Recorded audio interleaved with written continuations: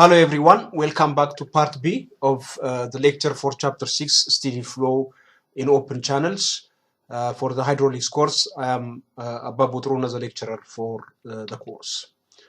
Now, we need to take into account certain factors when we consider designing an open channel to convey water. The design of open channel, it involves a selection of suitable cross-sectional dimensions of the open channel in such a way that that open channel cross-section is able to convey the maximum discharge with a minimum of cost, the excavation cost, the lining cost, and so on. The bed slope, we may not be at liberty to vary it as we like because the main driving force is gravity, and as a result, the bed slope may have to conform with the topographic profile of the ground surface, and therefore it is constrained by this topography of the land in which the channel is to be constructed. In rigid means non-erodible channels, a cross-section may be chosen so that the maximum discharge is carried for a given cross-section, and hence the construction cost is minimized, and this is called the most economic section. There may be a constraint already on maximum velocity to prevent settlement of sediments sometimes, especially if the water is moving at low velocity. This usually happens, for example, if the ground slope is flatter, and also in wastewater sewers, normally because the flow is sometimes, generally the flow in wastewater sewers is not very much, and particularly during night times when people are not using much water, the wastewater discharge is very low.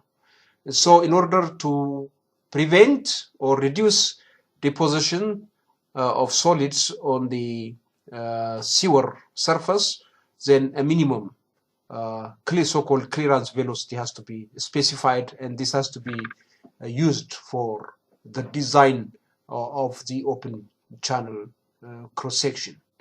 In the case of erodible, unlined channels, these are channels excavated into the ground. Most irrigation channels, for example, may be unlined.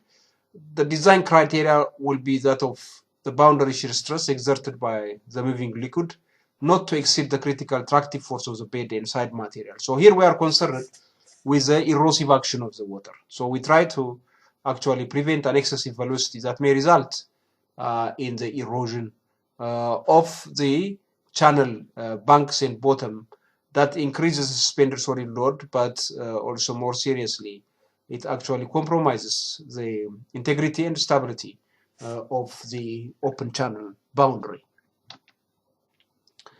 Now, let's look at the derivation of the most economic section, cross-section. That cross-section that is able to actually convey a given discharge at a minimum cost. Or stated in another way, for a given excavation cost, the maximum discharge is conveyed. So these two statements are equivalent. I repeat it.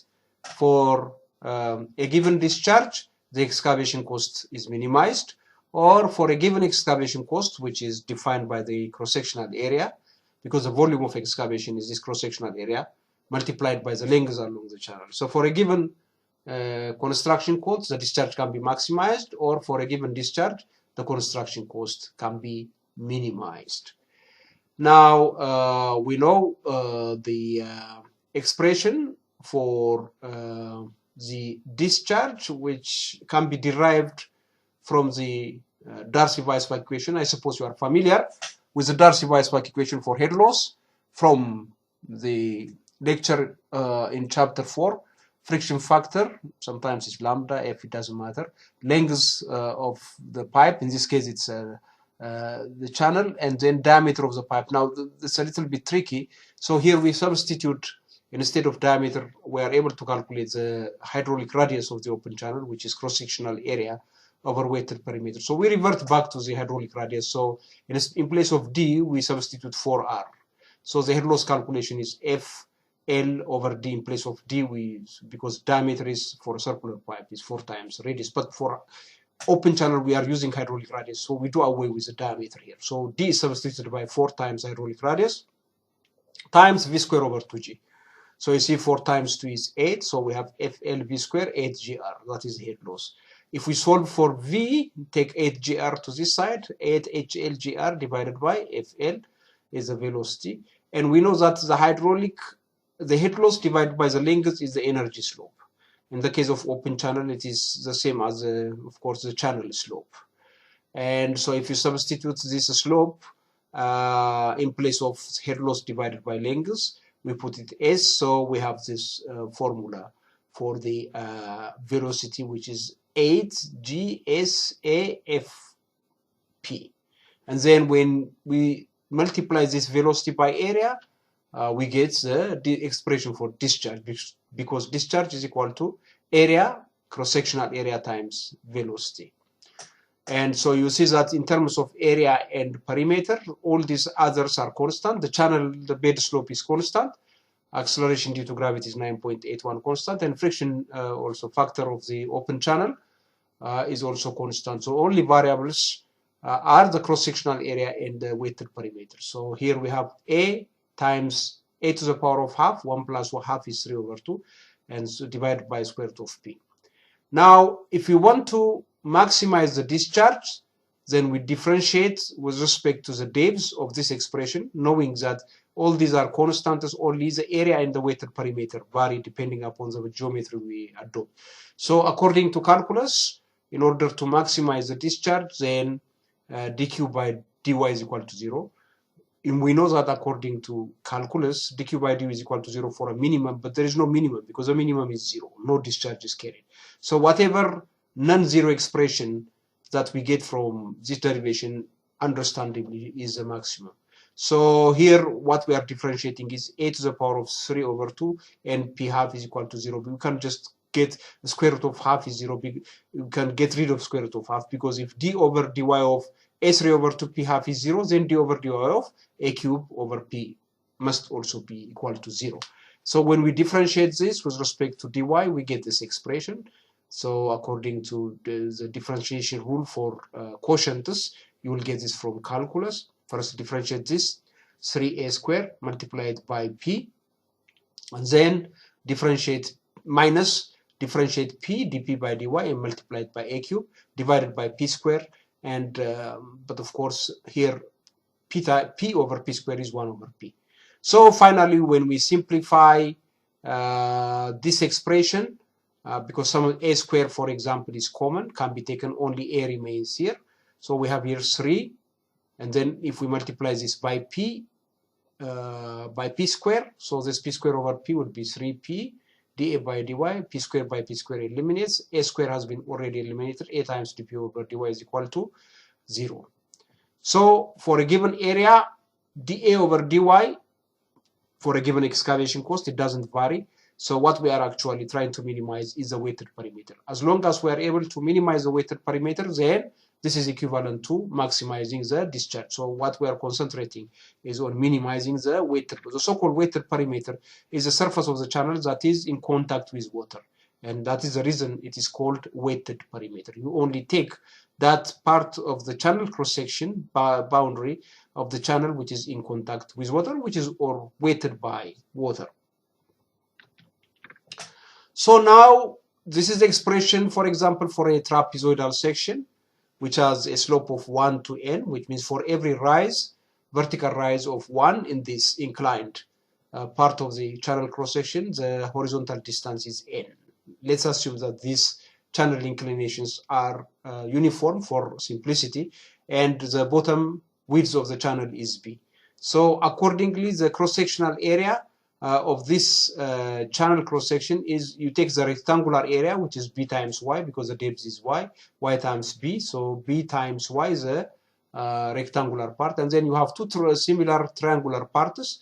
The area of this triangular parts is, because area is half times base times height, the height is y, and the base actually is for every rise of y, the width rises ny. So this is half times ny times y, half times ny times y. When you add half times ny times y, half times ny times y will be ny times y. So you get ny times y is the sum of the two triangular areas, and y times b is the rectangular part of the area.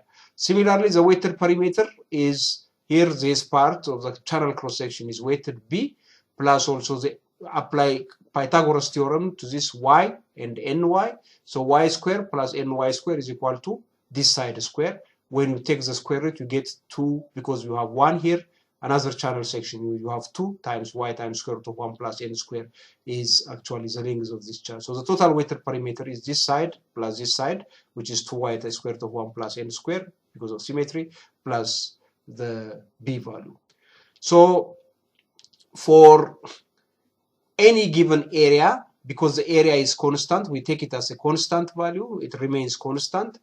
Then we solve using these two equations, we solve for the perimeter and try to express it in terms of the area, because we know that area is equal to b plus ny times y. And therefore here what we have eliminated is the b. From these two equations, the b has been eliminated, and therefore what we have is a constant area, because for a given volume of excavation we want to actually maximize the discharge. So this is the expression for the weighted perimeter. Now that gets rid of b, so the only variables are n and y. Now we differ, in order to maximize the discharge we have to minimize the weighted perimeter. dp by dy is equal to 0, and therefore accordingly for a constant area, so when you differentiate this expression with respect to y, and then again apply the calculus rule for differentiation, you can check this. Finally, this is really the equation that actually we have to use for these trapezoidal sections in order to maximize the discharge. So this equation must be satisfied. We will see, for example, let's assume the case where the sides are equal. If this side is b, this side must also be b, this side must also be b. But we can vary the angle. We have to vary the angle. We can make it rectangular, we can make it 120 degrees centigrade, 130, 150, but maintaining b is the same as b times the same. So out of this equal side polygons, which one actually will give us the maximum discharge? Now, if the sides are equal, so this is also b, and according to Pythagoras theorem, this side actually is, this is y square plus ny square is equal to this square. So this square, so this side will be equal to square root of 1 plus n square times y. And according to our assumption here, because the sides are equal, this must be equal to b. And then if we solve for y, we get y is equal to b over, take this to the denominator of the right side of the equation, b over square root of 1 plus n square. Now from the equation for the maximum discharge, which we have seen from the previous slide, b plus 2ny is equal to 2y square root of 1 plus n square. So we are going to apply this equation. And then in this expression for maximum discharge, which we get from the previous slide, we substitute this equation for y. So we put it for this value of y, we put b over square root of 1 plus n square. Square root of pi squared cancels and only 2b remains. And also we put here, in place of y, we put b over 1 over plus n square. And you will see that b is common, and it can be eliminated. And then what will remain here is 1. When you take it to this side, 2 minus 1 will be 1. And take this to this side, you get square root of 1 plus n square. What remains here is 2n. If you square both, 2n square is 4n square. When you square this is 1 plus n square. You take n square to the side, 3n square is equal to 1, or n is equal to 1 over the square root of 3. So this value is 1 over square root of 3. And this is obviously 1 according to this ratio.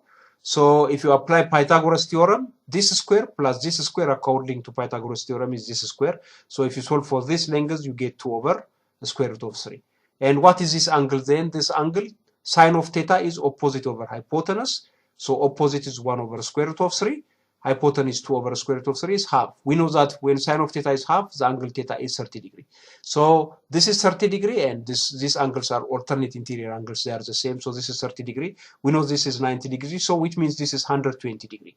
And you can check when this is 120 degree, you get a hexagon. So a hexagon has 120, 120. Of course, if you had continued this 120, 120, 120, so the 6-side polygon, as is like this, okay, is a hexagon. So, which means the half hexagon, you can say, is the most economical section. If you want to actually construct an open channel section, and then if you want to convey the maximum discharge for a given excavation cost, then you can actually maintain an inclination of 120 degrees centigrade for the side slopes with respect to the horizontal line. So in fact, this actually will give us also another comparison, like if you look at a circular section, because we know that of all geometries, the circle is the most economical section, that it will give us the minimum weighted perimeter for a given cross-sectional area. You remember that the hydraulic radius is A over P, and the velocity is, sorry, proportional to the hydraulic radius. When the hydraulic radius is maximized, velocity is maximized. How is the hydraulic radius is maximized? P is minimized, because R is equal to A over P. So when P is small, R will be large. When the hydraulic radius R is large, the velocity is large. When the velocity is large, the discharge will be large for the given cross-sectional area, because discharge is equal to cross-sectional area times velocity. So the most economical section actually should be as close to a circle as possible. And naturally, the one that we have mathematically derived here is a section that quite pretty resembles a circle, this hexagonal shape of the cross-section of the open channel. Now, if you ask a question, what about for rectangular section? What is the most economical section? Now, in this equation, we substitute accordingly. We substitute the n value will be equal to 0. So definitely this will be 0. This will be 0. So you will get b is equal to 2y. N will be 0 here. N will be 0 here. This will be eliminated, and this will be eliminated. You get b is equal to 2y, so which means the width actually should be twice the depth of the channel, and that gives us the most economical rectangular section. So this brings us to the end of part B of the lecture for this chapter, and part C will continue in another file. Thank you for your attention.